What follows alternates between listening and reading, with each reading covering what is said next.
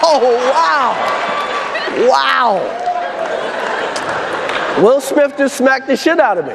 All right, let's be real. Do the Oscars actually reward the best movies? Or is it all just Hollywood politics in a fancy tuxedo? Every year, we see some truly mind-blowing snubs, like The Dark Knight not even getting a Best Picture nomination, or Leonardo DiCaprio having to eat raw bison liver in The Revenant just to finally win one. Is this really about talent, or is it about who plays the Hollywood game better? Tonight, we're pulling back the curtain on the Oscars, and trust me, it's juicier than any red carpet drama. Let's get started. How are the Oscar winners chosen? So let's start with a simple question. Who actually votes for the Oscars? It's not some secretive panel of film elites making decisions behind closed doors. It's the Academy of Motion Picture Arts and Sciences, a group of about 10,000 people who work in the film industry. That includes actors, directors, cinematographers, and more. Sounds fair, right? Well, not so fast. These voters aren't watching every single movie with a perfectly neutral mindset. They vote for their friends, they follow industry buzz, and, surprise, they're heavily influenced by whatever Hollywood is hyping up that year.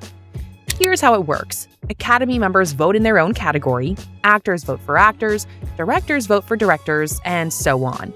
Then everyone votes for Best Picture.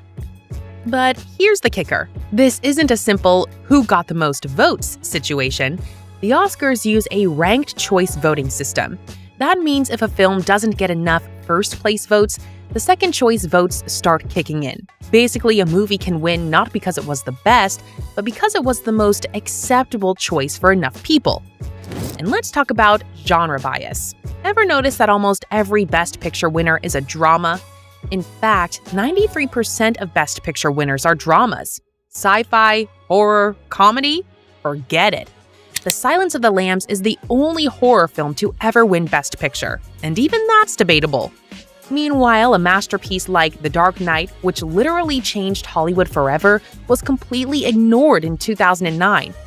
Makes you wonder, are the Oscars really about the best movies, or just the ones that fit the Academy's mold? Well, hold on to that thought, because money plays a huge role too. How money and lobbying control the Oscars. Hollywood loves a good underdog story, but when it comes to the Oscars, the richest dog wins. Studios don't just submit their films and hope for the best. No, no, no.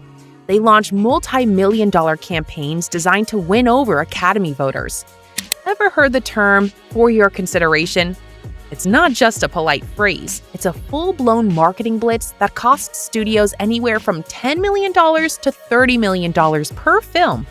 That's right, winning an Oscar costs as much as making an entire movie. Take Netflix's Roma, for example. It was a small, black-and-white, foreign-language film that didn't exactly scream blockbuster. But Netflix spent over $40 million campaigning for it, more than the movie's actual production budget. And guess what? It won 3 Oscars, including Best Director. Now, was Roma an amazing film? Absolutely. But would it have won if it didn't have Netflix's bottomless pockets pushing it to the top?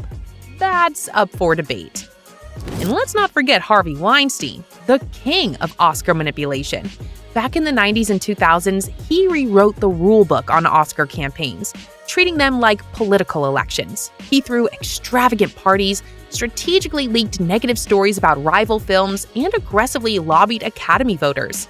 This is literally the reason Shakespeare in Love won Best Picture over Saving Private Ryan in 1999. Steven Spielberg's war epic is now considered one of the greatest films ever made, while Shakespeare in Love, well, let's just say it's a cute rom-com.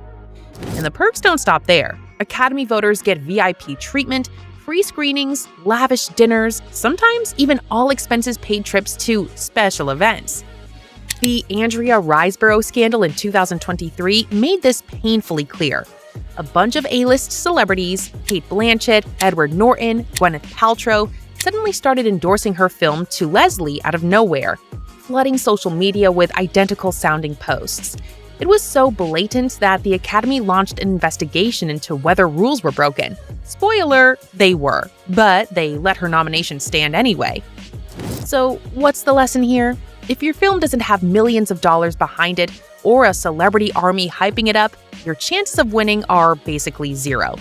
But it's not just money that influences the Oscars. Politics and social movements shape the winners too. Political and social influence on Oscar wins. Hollywood likes to send a statement, and sometimes that statement is louder than the film itself. Don't believe me? Let's talk about Marlon Brando's legendary Oscars moment in 1973.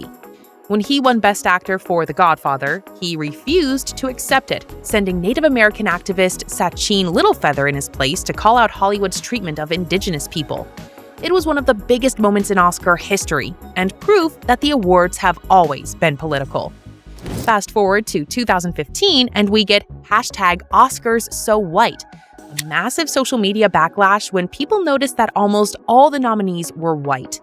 The pressure was so intense that the Academy completely changed its voting rules to diversify the membership. The result?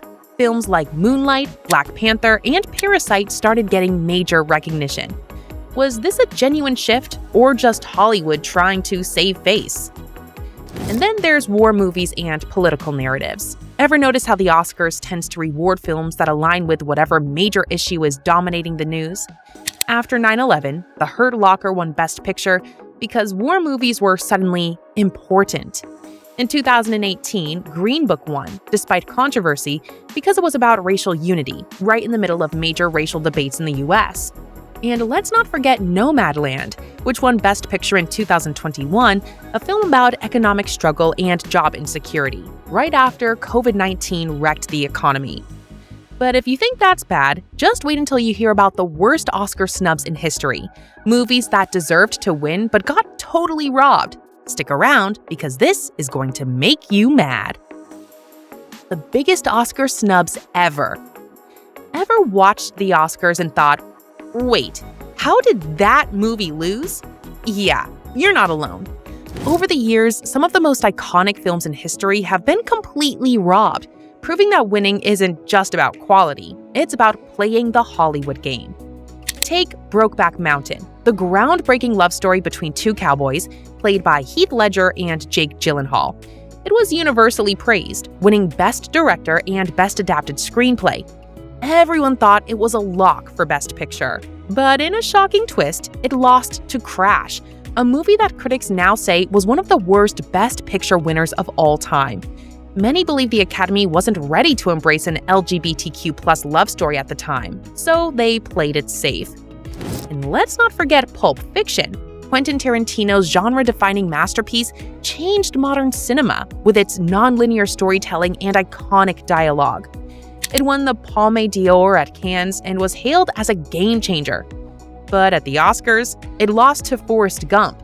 Now, Forrest Gump is a great movie, but it's exactly the kind of sentimental, feel-good film that Oscar voters eat up. Meanwhile, Pulp Fiction, violent, stylish, and unapologetically different, was just too risky. So why do these snubs happen? Because if a film doesn't fit the Oscar-winning formula, it doesn't stand a chance. But what is that formula? How studios engineer Oscar bait films. Winning an Oscar isn't about making a great film. It's about making the right kind of film. Over the years, Hollywood cracked the code, and now studios literally design their movies to win. First, let's talk about genre bias. If your film isn't a drama, a historical epic, or a biopic, good luck winning Best Picture. Only 3 fantasy films have ever won.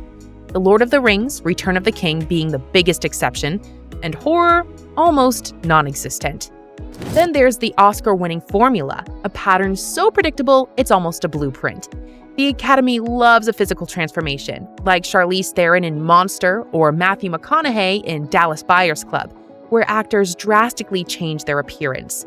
Films based on true stories also dominate, with movies like The King's Speech, Bohemian Rhapsody, and The Theory of Everything winning big. A tragic or deeply emotional storyline is another surefire way to impress voters.